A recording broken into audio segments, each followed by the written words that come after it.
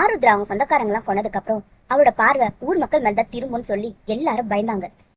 அதனாலேயே பல ஊருக்கு போய் வந்த சாமியார்களை கூட்டிட்டு வந்து யாகம் நடத்தியும் அவ கொஞ்சமும் அசரல. அவளோட சேட்டைகள் அதிகமா தான் இருந்தது அந்த ஊர்ல.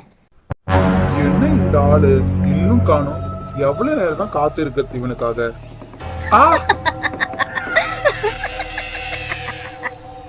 யாருது? என்ன விடுங்க. டீ கிடக்காரு, எங்கயா போன? யாரையோ மண்டி பிடிச்சி இருக்கிறாங்க, வந்து பாரியா. என்னையா நீங்க பின்னாடியே போற? என்னையா யாரையும் அவனுக்கு பிடிச்சி இருக்கிறது? விடுங்க. ஐயோ அண்ணா ஆருத்ரா, நான் இல்ல, நான் போறேன். எப்படியாவது உங்க உயிரை காப்பாத்திட்டு போயிடுங்க. யோ யோ யோ ஆருத்ரா, ஆருத்ரா என்ன விட்டுல. ஆருத்ரா, நான் ஒண்ணும் பண்ணலையே. நீ ஒண்ணும் பண்ணலையா? ஊர்ல இருக்க ஒருத்தரும் எனக்கு ஒரு வாய் தண்ணியும் குடுக்கல, சாப்பாடும் குடுக்கல. அவங்க கிட்ட வந்து எனக்காக யாரும் பேசவும் இல்ல. அப்படியே சாவட்டும் தாண்டா விட்டீங்க. செத்த பிறகு கூட தற்கொலை மாதிரி பண்ணீங்களே, எல்லாரும் தடவை உடந்தையா இருந்தீங்க. அப்படி இருக்கும்போது உங்க ஒவ்வொருத்தரையும் வழி வாங்குவாட அந்த ஆருத்ரா. ஆருத்ரா என்ன விட்டுரு. ஆருத்ரா, ஆருத்ரா.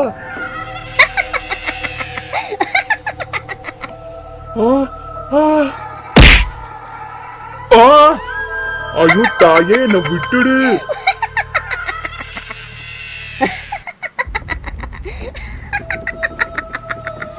என்ன பார்த்து பயந்து நீங்க ஓடும்போது என் மனசுக்கு இப்பதான் நிம்மதியா இருக்கு.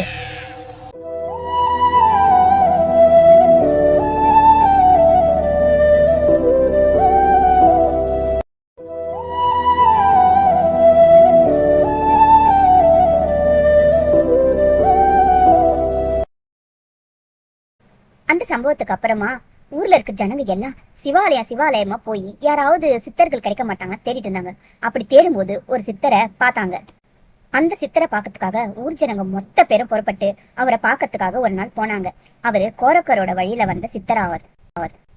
ஊர் ஜனங்க அவர் உங்களோட பிரச்சனை எல்லாம் அவர்கிட்ட எடுத்து சொல்லி, சாமிதான் எங்க ஊரோட பிரச்சனையை தீர்த்து எங்க ஜனவோட உசுரை காப்பாத்தி கொடுக்கணும்னு அவர் முன்னாடி உயிர் பிச்சை கேட்டு நின்னாங்க. பயப்படாதீங்க. கண்ணுக்கு முன்னாடி ஒரு உயிர் போகும்போது நீங்க எல்லாரும் வேடிக்கை பார்த்துட்டு இருந்தீங்க. நீங்க எல்லாரும் வேடிக்கை பார்த்துட்டு இருந்த மாதிரி என்னால வேடிக்கை பார்த்துட்டு சும்மா இருக்க முடியாது. சிவனுக்கு செய்ய வேண்டிய சில கடமைகள் பாக்கி இருக்கு. அதை முடிச்சுட்டு நானும் இன்னைக்கு உங்க கூட கிளம்பி வரேன். சித்தர் சொன்ன மாதிரியே ஊர் ஜனங்களோடவே கிளம்பி அவரும் ஊருக்கு வந்தாரு.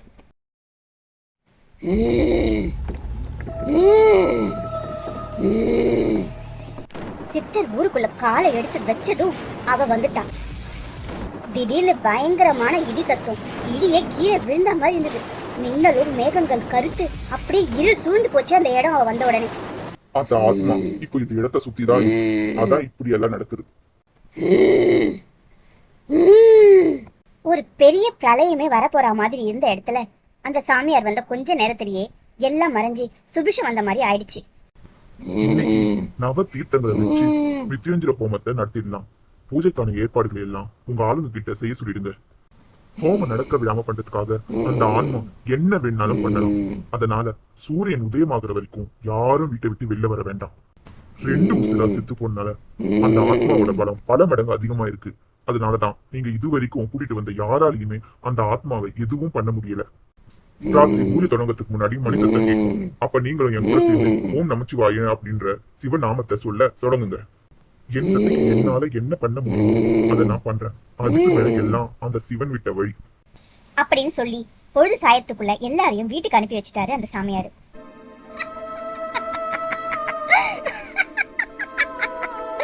என்ன அடிக்கு பூஜை நடத்த போறானா இவன்?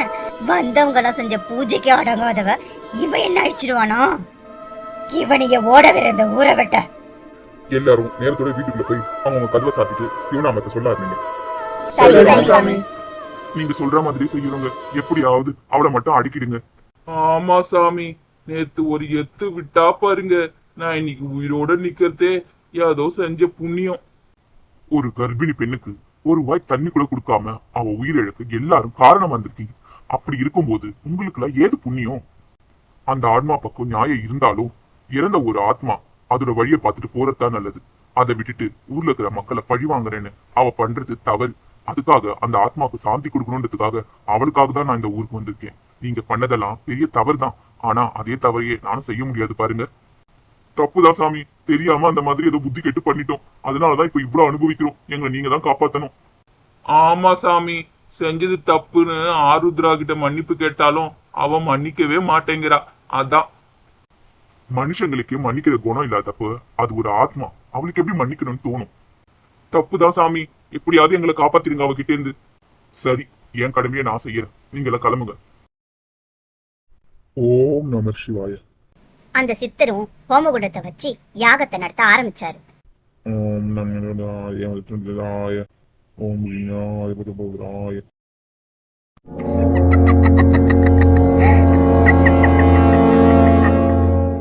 என்ன அழிக்க பூஜை பண்றியா? பண்ணு பண்ணு, நல்லா பண்ணு. ஓம் நமச்சிவாய.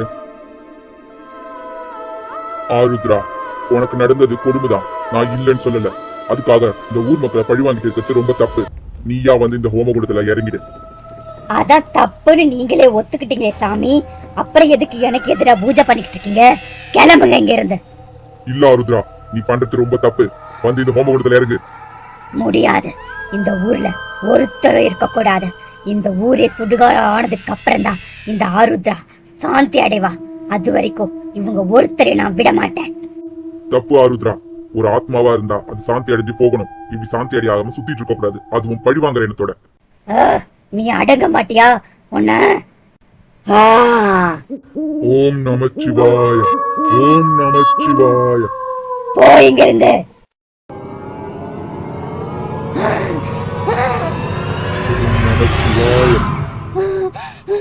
வேண்டாம் சாமி, என்ன விட்டுருங்க.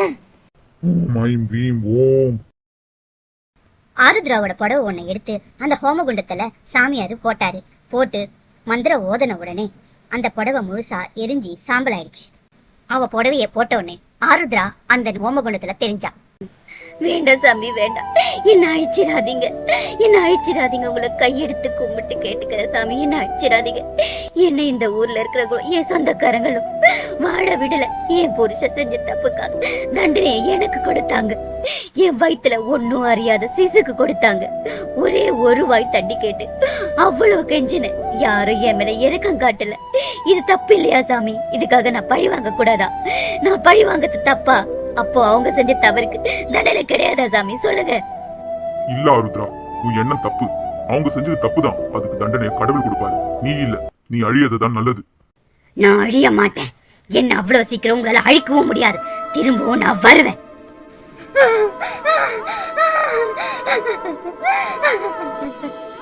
அந்த புடவை முழுசா எரிஞ்சி சாம்பல் ஆனதும் ஆருத்ராவும் அப்படியே சாம்பல் ஆயிட்டா.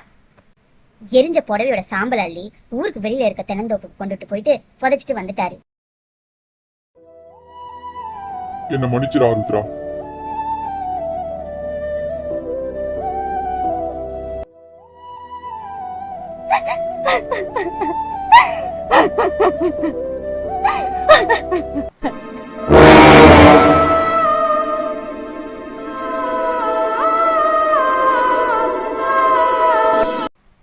மறுநாள் காலையில ஜனங்க கிட்ட பேசும்போது, என்னால அவளை முழுசா கட்டுப்படுத்த முடியல. மனுஷனா பிறந்தா எல்லோருக்கும் விதின்னு ஒண்ணு இருக்கு.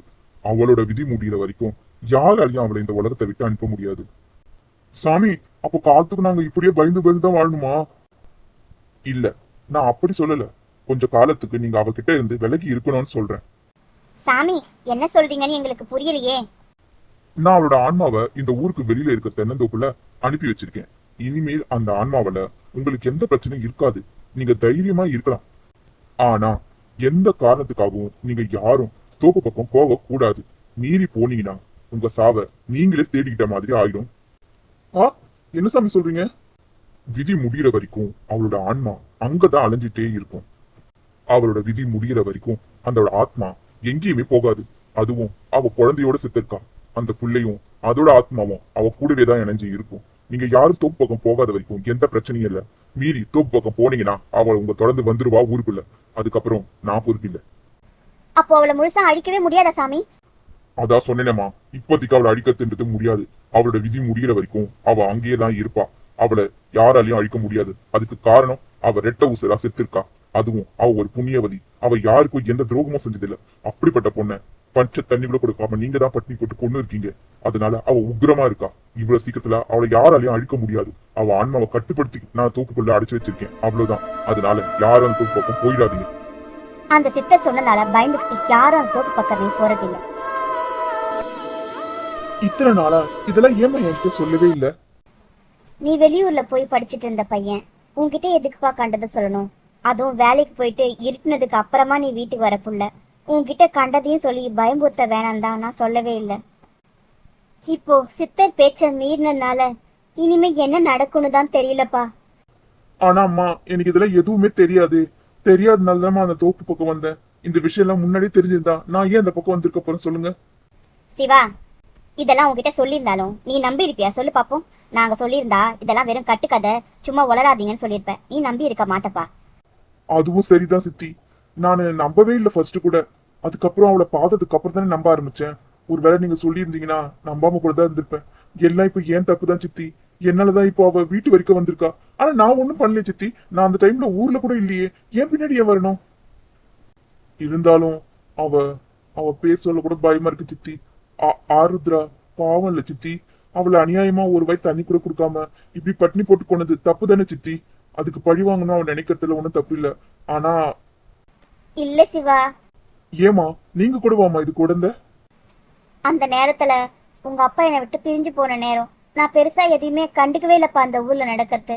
அதனாலதான் அவளை பத்தி நான் பெருசா எதுவுமே கண்டுக்காமலே இருந்துட்டேன். ஆனா அவளை பார்த்தோம் தண்ணி கொடுக்காதவங்களை விட்டுட்டு நம்மளையே சுத்தி வரான் எனக்கு தெரியல. அக்கா, நீ கண்டுகிட்டியோ கண்டுக்காம இருந்தியோ அதெல்லாம் தெரியாது. ஆக மொத்தத்துல நீயும் அந்த ஊரை சேர்ந்தவ தானே, உன்னையும் பழி வாங்கணும் தான் அவன் நினைப்பா. சிவா ஊர்லயே இல்லாட்டியும் அவனும் அந்த ஊர்ல இருந்தவன் தானே, அதனாலதான் அவன் வந்துதான் அவன் பின்னாடியே தொடர்ந்து வந்துட்டா. எது எப்படியோமா, இப்போ இதுல இருந்து தப்பிக்கிறதுக்கு வேற வழி இல்லையா? ஆருத்ரா நம்மளையும் பழி வாங்கிடுவாளாமா, கொண்டுடுவாளா? இல்ல சிவா, அப்படிலாம் எதுவும் நடக்காது. நான் நாளைக்கே அந்த சிவன் கோயிலுக்கு போறேன். அங்க அந்த சித்தர் இருக்காரா பாக்குறேன். ஆனா சித்தருங்களெல்லாம் அவ்வளவு சீக்கிரத்துல பார்க்க முடியாதுப்பா. அவங்கள பார்க்கறதே அபூர்வம். நம்ம நேரம் நல்ல நேரமா இருந்தா சித்தர் கண்டிப்பா நம்ம கல்லப்படுவாரு. ஆனா அது வரைக்கும் இவகிட்ட இருந்து எப்படி தாக்கு பிடிச்சி நான் எப்படி வெளியில போறதுன்னே தெரியலையே.